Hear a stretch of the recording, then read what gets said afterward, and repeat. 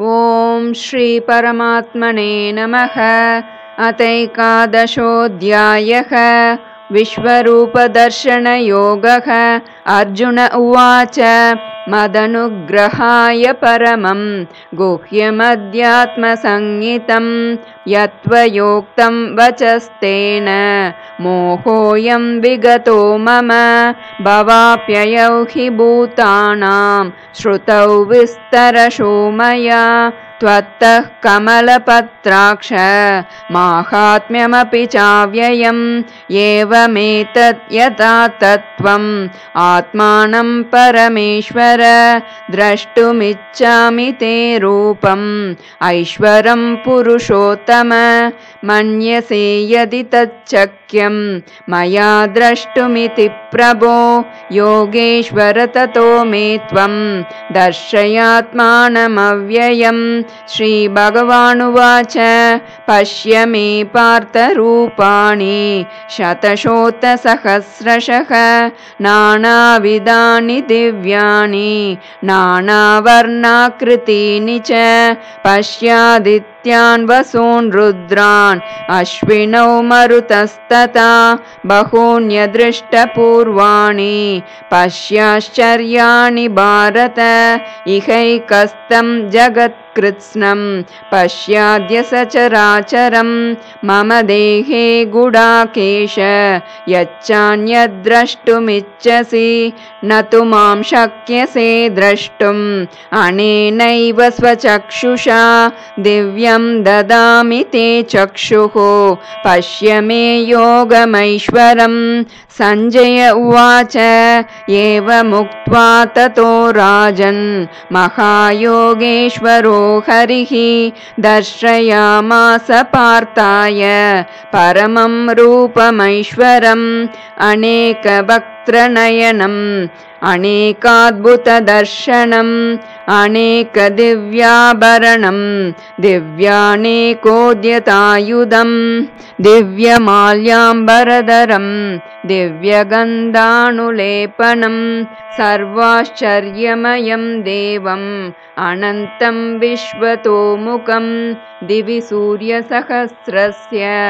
भवेद्युगपदुत्थिता यदि भासदृशी सा स्यात् भासस्तस्य महात्मनः तत्रैकस्तं जगत्कृत्स्नं प्रविभक्तमनेकदा अपश्यद्देवदेवस्य शरीरे पाण्डवस्तदा ततः स विस्मयाविष्टो हृष्टरोमा धनञ्जयः प्रणम्य शिरसा देवं कृताञ्जलिरभाषत। अर्जुन उवाच पश्यामि देवांस्तव देवदेहे सर्वांस्तथा भूतविशेषसङ्गान् ब्रह्माणमीशं कमलासनस्थं ऋषींश्च सर्वानुरगांश्च दिव्यान् अनेकबाहूदरवक्त्रनेत्रं पश्यामि त्वां सर्वतोऽनन्तरूपं नान्तं न मध्यं न पुनस्तवादिं पश्यामि विश्वेश्वर विश्वरूप किरीटिनं गदिनं चक्रिणं च तेजोराशिं सर्वतो दीप्तिमन्तं पश्यामि त्वां दुर्निरीक्ष्यं समुन्तात् दीप्तानलार्कद्युतिमप्रमेयं त्वमक्षरं परमं वेदितव्यं त्वमस्य विश्वस्य परं निदानं त्वमव्ययः शाश्वतधर्मगोप्ता सनातनस्त्वं पुरुषो मतो मे अनादिमध्यान्तमनन्तवीर्यम् अनन्तबाहुं शशिसूर्यनेत्रं पश्यामि त्वां दीप्तहुताशवक्त्रं स्वतेजसा विश्वमिदं तपन्तम्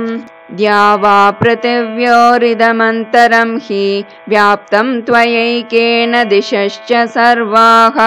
दृष्ट्वाद्भुतं रूपमुग्रं तवेदं लोकत्रयं प्रव्यतितं महात्मन् अमीहि त्वां सुरसङ्गा विशन्ति केचिद्भीताः प्राञ्जलयो गृह्णन्ति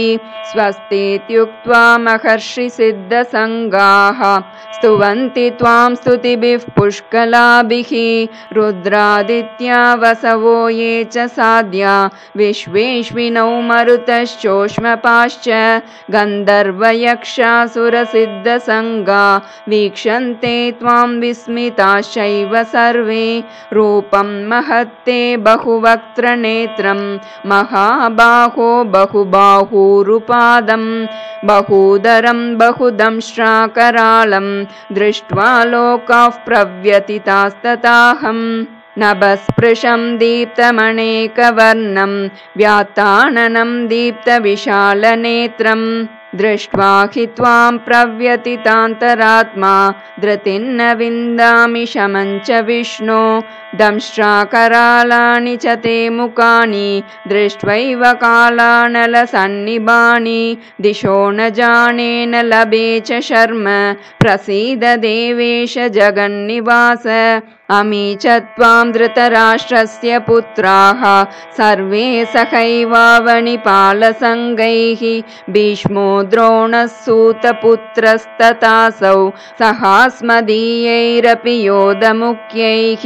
वक्त्राणि ते त्वरमाणा विशन्ति दंष्ट्राकरालानि भयानकानि केचिद्विलग्ना दशनान्तरेषु सन्दृश्यन्ते चूर्णितैरुत्तमाङ्गैः यथा नदीनां बहवोऽम्बुवेगाः समुद्रमेवाभिमुखा द्रवन्ति तथा तवामी नरलोकवीरा विशन्ति वक्त्राण्यभिविज्वलन्ति यथा प्रदीप्तं ज्वलनं पतङ्गा विशन्ति नाशाय समृद्धवेगाः तथैव नाशाय विशन्ति लोकास्तवापि वक्त्राणि समृद्धवेगाः लेलिह्यसे ग्रसमानः समन्ताल्लोकान् समग्रान् वदनैज्ज्वलन्भिः तेजोभिरापूर्य जगत्समग्रं भासस्तवोग्राः प्रतपन्ति विष्णो आख्याहि मे को भवानुग्ररूपो नमोऽस्तु ते देववरप्रसीद विज्ञातुमिच्छामि भवन्तमाद्यं न हि प्रजानामि तव प्रवृत्तिं श्रीभगवानुवाच कालोऽस्मि लोकक्षयकृत् प्रवृद्धो लोकान् समाहर्तुमिह प्रवृत्तः ऋतेऽपि त्वान्न भविष्यन्ति सर्वे एव स्थिताः प्रत्यनीकेषु योधाः तस्मात् त्वमुत्तिष्ठ यशो लभस्व जित्वा शत्रून् भुङ्क्ष्व राज्यं समृद्धं मयैवैते निहताः पूर्वमेव निमित्तमात्रं भव सव्यसाचिन् द्रोणं च भीष्मं च जयद्रथं च कर्णं तथान्यानपि योधवीरान् मया हतांस्त्वं जहिमा व्यतिष्ठा युध्यस्व जेतासि रणे सपत्नान् सञ्जय उवाच एतच्छ्रुत्वा वचनं केशवस्य कृताञ्जलिर्वेपमानः किरीटी नमस्कृत्वा भूय एवाह कृष्णं सगद्गदं भीतभीतः प्रणम्य अर्जुन उवाच स्थाने हृषीकेश तव प्रकीर्त्या जगत्प्रहृष्यत्यनुरज्यते च रक्षांसि भीतानि दिशो द्रवन्ति सर्वे नमस्यन्ति च सिद्धसङ्गाः कस्माच्च तेन न मेरन्महात्मन् गरीयसे ब्रह्मणोऽप्यादिकर्त्रे अनन्तदेवेश जगन्निवास त्वमक्षरं सदसत्तत्परं यत् त्वमादिदेवः पुरुषः पुराणस्त्वमस्य विश्वस्य परं निदानं वेत्तासि वेद्यं च परं च धाम त्वया ततं विश्वमनन्तरूप वायुर्यमोऽग्निर्वरुणश्च शाङ्कः प्रजापतिस्त्वं प्रपितामहश्च नमो नमस्तेऽस्तु सहस्रकृत्वः पुनश्च भूयोऽपि नमो नमस्ते नमः पुरस्तादत पृष्ठतस्ते नमोऽस्तु ते सर्वत एव सर्व अनन्तवीर्यामितविक्रमस्त्वं सर्वं समाप्नोषि ततोऽसि सर्वः सखेति मत्वा प्रसभं यदुक्तं हे कृष्ण हे यादव हे सखेति अजानता महिमानं तवेदं मया प्रमादात् प्रणयेन वापि यच्चावहासार्थमसत्कृतोऽसि विहारशय्यासनभोजनेषु एकोतवाप्यच्युत तत्समक्षं तत्क्षामये त्वामहमप्रमेयं पितासि लोकस्य चराचरस्य त्वमस्य पूज्यश्च गुरुर्गरीयान् न त्वत्समोऽस्ति अभ्यधिकः कुतोऽन्यो लोकत्रयेऽप्यप्रतिमप्रभाव तस्मात् प्रणम्य प्रणिधाय कायं प्रसादये त्वामहमीशमीड्यम् पितेव पुत्रस्य सखेव सख्युः प्रियः प्रियायार्हसि देव सोढुम् अदृष्टपूर्वं हृषितोऽस्मि दृष्ट्वा भयेन च प्रव्यथितं मनो मे तदेव मे दर्शय देवरूपं प्रसीद देवेश जगन्निवास किरीटिनं गदिनं चक्रहस्तम् इच्छामि त्वां द्रष्टुमहं तथैव तेनैव रूपेण चतुर्भुजेन सहस्रबाहो भव विश्वमूर्ते श्रीभगवानुवाच